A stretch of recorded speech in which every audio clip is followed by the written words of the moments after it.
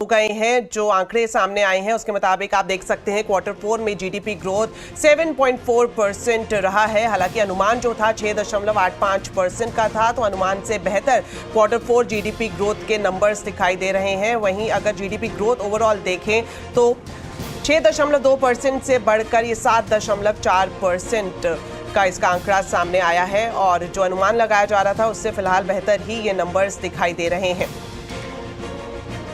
तो जीडीपी के नंबर्स पर एनालिसिस के लिए अब हमारे साथ जुड़ रहे हैं इंडिया रेटिंग रिसर्च के चीफ इकोनॉमिस्ट डीके पंत साहब। तो सर, स्वागत है आपका सीएनबीसी आवाज में। सर, सबसे पहले जीडीपी के जो नंबर सामने आए हैं, आपकी पहली प्रतिक्रिया जानना चाहेंगे। ये बाजार के और हमारी आशा के अनुरूप से बहुत ज्यादा नंबर है। हम लोगों का अनुमान 6.8% था, 6.8% फोर्थ क्वार्टर एंड पूरे साल का 6.3%। 7.4 जो है फोर्थ क्वार्टर और फुल ईयर 6.5 आंकड़ा जो है वो एक अच्छा आंकड़ा है।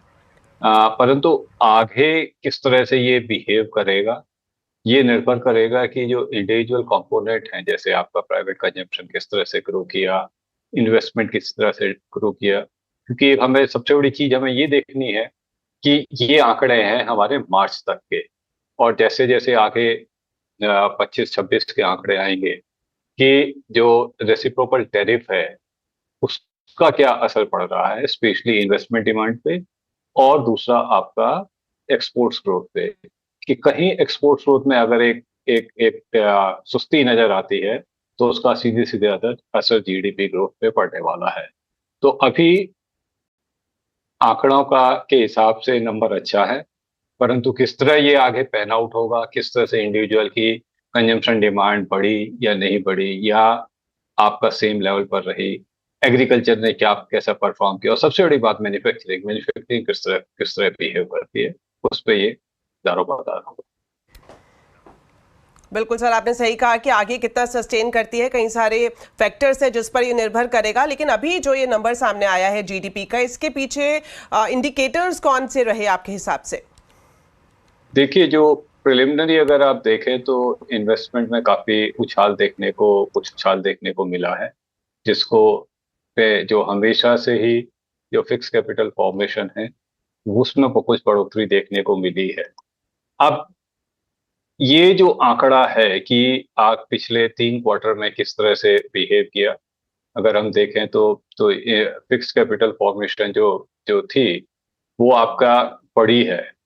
अब उसमें ये निर्भर करेगा कि आगे जो बाकी इंडिकेटर है, क्योंकि देखिए अगर ग्लोबल डिमांड अगर स्लो होती है, अगर ग्लोबल जीडीपी ग्रोथ या ट्रेड ग्रोथ जो है स्लो डाउन होती है क्यों रेसिप्रोकल टैरिफ के कारण, तो उसका असर जो डिमांड है, जो हम लोग एक्सपोर्ट कर रहे हैं यहाँ से, उसके ऊपर पड़ेगा।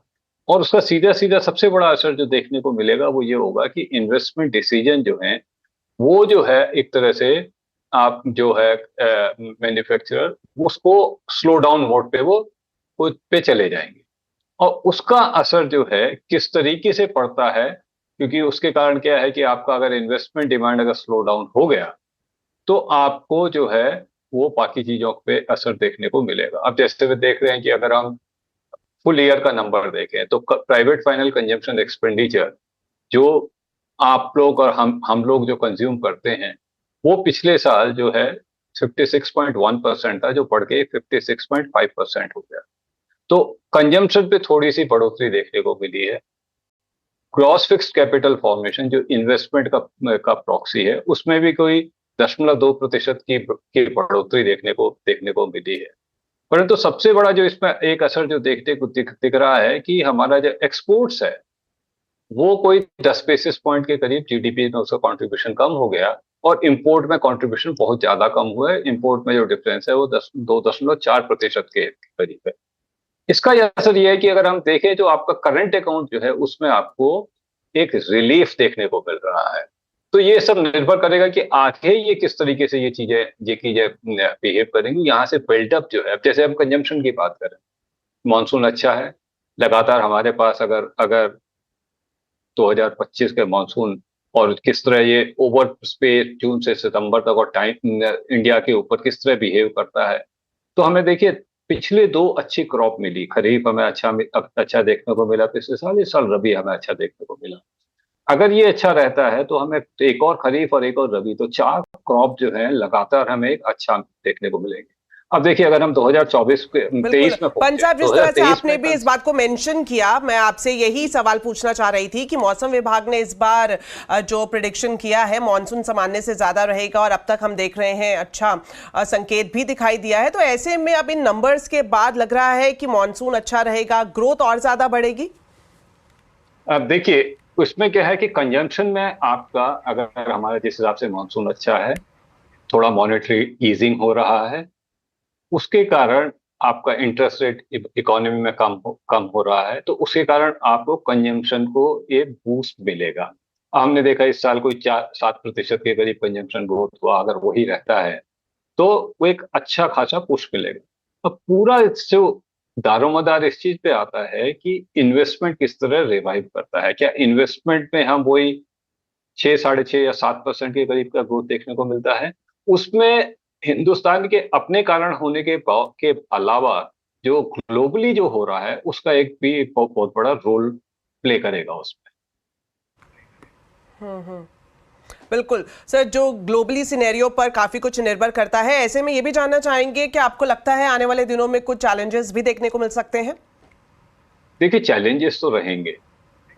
सबसे बड़ा चैलेंज क्या है कि जो आपका ग्लोबल फैक्टर्स की हम बात कर रहे हैं, उसमें यह है कि अगर ग्लोबल डिमांड स्लो करती है तो हमारे यहाँ जो भी एक्सपोर्ट बेस्ड इंडस्ट्रीज हैं या एक्सपोर्ट बेस्ड कंपनीज हैं, उनके ऊपर असर पड़ेगा।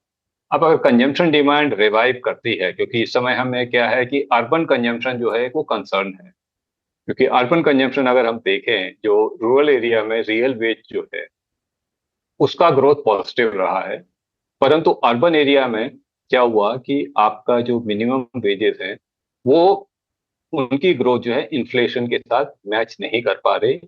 अर्बन वेजेस ग्रोथ जो है वो या तो जो पहले 8-9% थी वो 3-4 पे आ गई और प्रतिशत पे, और जो मिनिमम वेजेस हैं जो कंस्ट्रक्शन सेक्टर वाले हैं अर्बन एरिया में, वो कुछ नेगेटिव रहे। इसके इसके कारण क्या है कि आपका जो अर्बन डिमांड अभी भी एक कंस्ट्रेंट है। अब अगर यहाँ से आगे अगर मॉनेटरी ईजिंग फर्दर होती है, जो कि एक बहुत बड़ा रीजन है, क्योंकि आपका इन्फ्लेशन पूरे साल में 4% के आसपास या उससे कम रहने की उम्मीद है। हमारा ये मानना है जून में आरबीआई फिर एक रेट कट करेगा और पूरे साल में बचे हुए इस फिस्कल ईयर में कोई 50 से 75 बेसिस पॉइंट का और रेट कट आएगा। वो कुछ पैसा जो है वो मार्केट में, जो कंज्यूमर है उसके पास और पैसा हाथ में होगा कंज्यूम करने के लिए। जब तक ये कंजम्पशन डिमांड 7-8% पे नहीं बढ़ती रहती तो हमें इन्वेस्टमेंट में कंसर्न होगा। तो इन्वेस्टमेंट सबसे बड़ा कंसर्न है, क्योंकि धीरे धीरे सरकार को अपना हाथ इन्वेस्टमेंट से खींचना पड़ेगा, क्योंकि हमारा फिस्कल डेफिसिट लेवल ज्यादा है, डेट लेवल ज्यादा है, तो सरकार मत साल दर साल हमेशा के लिए ज्यादा कैपेक्स नहीं कर सकती। वो कैपेक्स अपना लिमिटेड रखेगा उन सेक्टर पे जहां पे बाकी प्राइवेट सेक्टर का कैपेक्स अट्रैक्ट हो। जिस समय स्थिति सही नहीं थी उस समय सरकार ने कैपेक्स किया। जब तक प्राइवेट सेक्टर कैपेक्स रिवाइव नहीं होता तब तक सस्टेन्ड कैपेक्स रिकवरी और सस्टेन्ड जीडीपी ग्रोथ हमेशा एक बिल्कुल सर, आपने बिल्कुल सही बात मेंशन करी कि ये जो आंकड़ा है जीडीपी का काफी उत्साहित है, लेकिन पूरे साल जो अहम फैक्टर्स हैं जिसकी बातें आपने सामने रखी वो किस तरह से इमर्ज करते हैं, इस पर भी काफी कुछ निर्भर रहेगा। Thank you so much sir हमारे साथ जुड़ने के लिए और जीडीपी के आंकड़ों पर पूरा एनालिसिस करने के लिए।